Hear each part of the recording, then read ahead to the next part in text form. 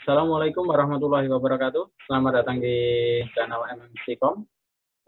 Di season atau kesempatan ini mau saya sampaikan untuk menu dari laporan program Transpos atau program kasir Transpos ya. Pertama kita masuk dulu programnya. Saya login dulu ya.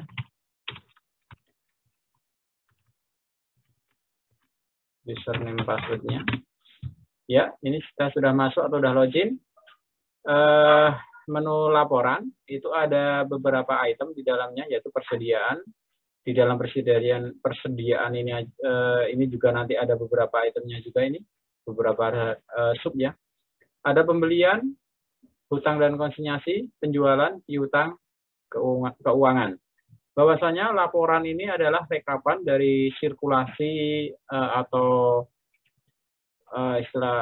laporan sirkulasi dari usaha yang selama ini kita jalankan atau dari sirkulasi toko kita.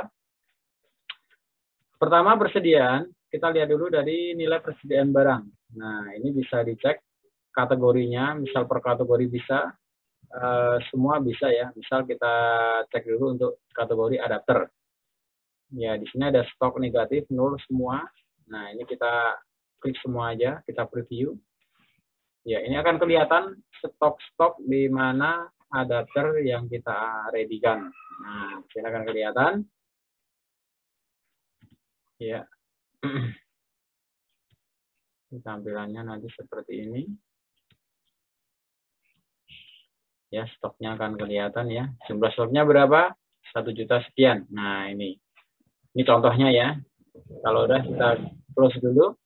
Berikutnya, misal kita melihat aset barang semua, yaitu klik aja semua di sini. Ya, semua review. Nah, di sini akan kelihatan seluruh aset kita. Ya, kita bisa lihat di sini ada beberapa lembar ya, beberapa lembar. Nah, nanti kita bisa klik di halaman terakhir. Nah, ini halaman terakhir, kita klik. Nah, berapa sih jumlah barang yang kita punya? Nah, di sini ada 93 juta. Ya, ini berarti barang yang kita ready itu 93 juta ya. Nah, ini nanti dilaporkan per kategori. Ya, seperti misal di sini ada tinta. Nah, tinta kita punyanya ini ya. Jumlahnya sekian 18 juta dan seterusnya ya. Saya close dulu ini. Ini tadi dari nilai aset barang ya. Saya close. Terus ada lagi laporan persediaan per lokasi. Nah, misal itu biasanya dipakai untuk yang dual pembukuan, yaitu gudang sama toko. Tapi sementara ini kita lewatkan aja karena di sini yang saya contohkan ini hanya single toko ya, pembukuan ya. Pembukuannya single toko. Langsung saja kita ke stok limit. Nah, klik. Apakah stok limit itu? Misal kita lihat semua.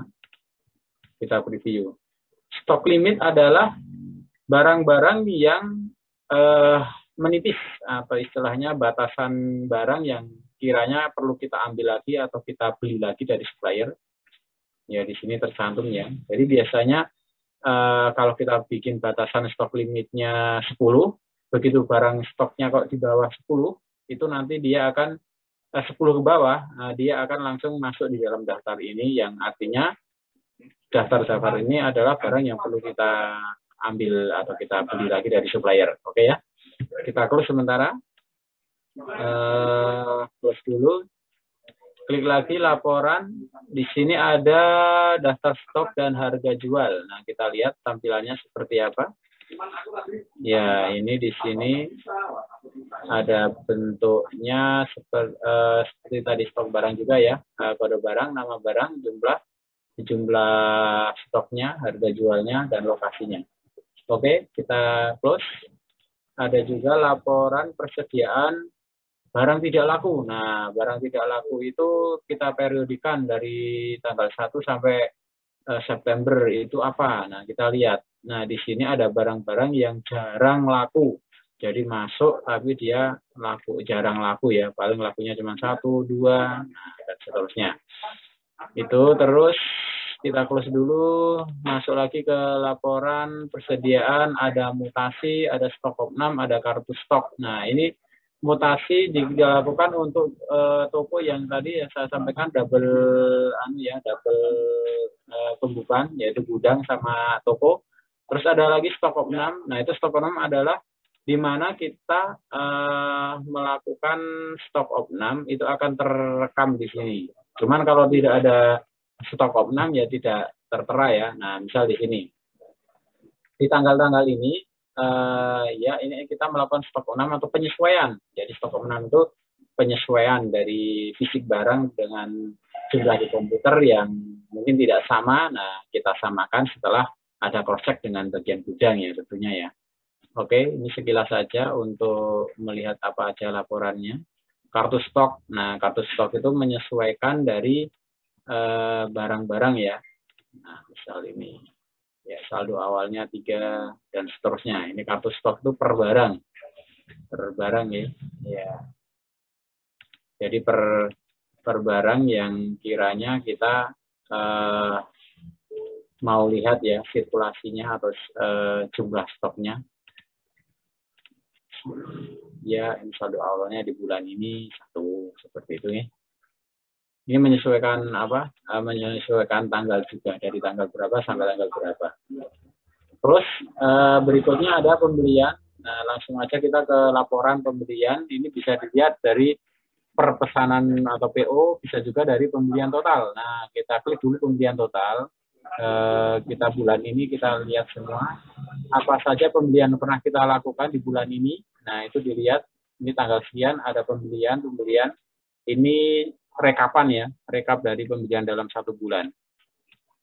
Ada juga saya close laporan pembelian menyesuaikan apa detailnya. Nah, itu seperti apa kita lihat aja. Ya, ini detailnya. Sekian kita melakukan pembelian ini, apa aja yang kita beli. Nah, dari mana itu kita membelinya. Nah, ini kan kelihatan. Oke ya. Itu untuk laporan pembelian secara detailnya. Ada juga per supplier. Nah, kita bisa lihat dalam bulan ini kita ada pembelian ke supplier ini enggak, misal 818. Nah, kita klik, nah ada ini tanggal sekian, notanya sekian, ada pembelian dengan jumlah sekian. Nah, di situ. Oke, close. Ini maaf saya buat cepat saja karena ini cuma sebagai view saja. Untuk sirkulasinya nanti seperti apa ada di season lain, jadi penjelasan lebih detail ya. Ada juga per kategori. Nah, ini bulan ini kita melakukan pembelian kategori aksesoris itu apa saja. Nah, ternyata ini ada pembeliannya. Oke ya, bisa kelihatan ya. Dengan nota ini, tanggal sekian, nama barang, kode barang, nama barangnya, jumlahnya sekian, kita melakukan pembelian dengan harga sekian. Oke. Kita close. Terus berikutnya ada retur pembelian. Nah, itu catatan retur pembelian jika kita pernah melakukan retur pembelian. Tapi jika tidak ada retur ya tidak ada laporannya. Oke, terus di sini ada hutang atau konsinyasi. Nah, ini yang biasanya kita butuhkan jika usaha kita bentuk pembayarannya kredit ya. Artinya tidak langsung terbayarkan. Kita klik dulu hutangnya. Ya, misal dari 818, ya. Klik semuanya saja, karena kita ada tidak melakukan konsinyasi ya. Klik semua aja. Nah, berarti terhutang, kita melakukan hutang ke ada nota hutang kepada 818 ini, itu sebesar sekian di tanggal sekian, dengan nomor nota sekian. Nah, ini nanti akan kelihatan di sini. Bisa juga, misalnya saya close dulu, bisa juga kita langsung melihat semua. Nah, semua supplier kita lihat. Nah, utangnya berapa saja, kemana saja. Nah, ini akan kelihatan. Oke ya. Terus laporan ada lagi nanti penjualan. Nah, bahwasanya penjualan sama seperti pembelian. Jadi bisa kita lihat secara total penjualannya. Ini kita lihat bulan ini, rekap, review. Nah, dalam satu bulan ini kita ada penjualan sekian. Nah, dalam tanggal ini penjualan sekian, tanggal ini juga sekian. Nah, kita bisa juga secara detail. Nah, ini akan kelihatan lebih rinci ya, jadi per nota ya. Jadi ya nota sekian, tanggal sekian, jumlah sekian. Nah, ini ada namanya juga kepada siapa kita menjual. Nah, sini ya. Oke, saya close dulu. Berikutnya laporan penjualan secara detail. Nah, ini bisa kelihatan juga. Di tanggal 1 kita ada penjualan ini ya, sebesar ini kepada, nah ini di sini kebetulan umum, nanti bisa dilihat kalau yang ada namanya, misal ya di sini ada Ibu Titik ini ya, dengan itemnya servis ya, 450. Jadi akan kelihatan informasi secara detail ya di sini ya, dari laporan penjualan.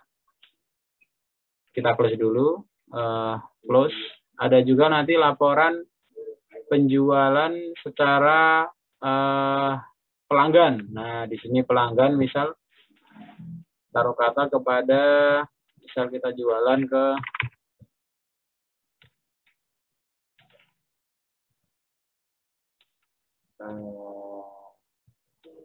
cari aja, misal di sini ada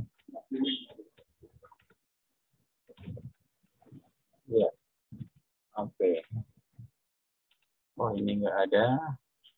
Misal kepada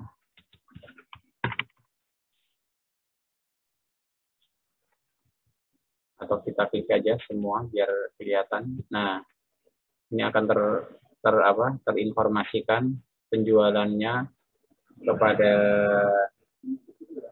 siapa saja di sini ya. Ini ada penjualan ke Adi. Si penjualnya ini totalnya sekian dan seterusnya ya. Oke. Berikutnya laporan penjualan per kategori. Nah, misal kita kategori alat kasir.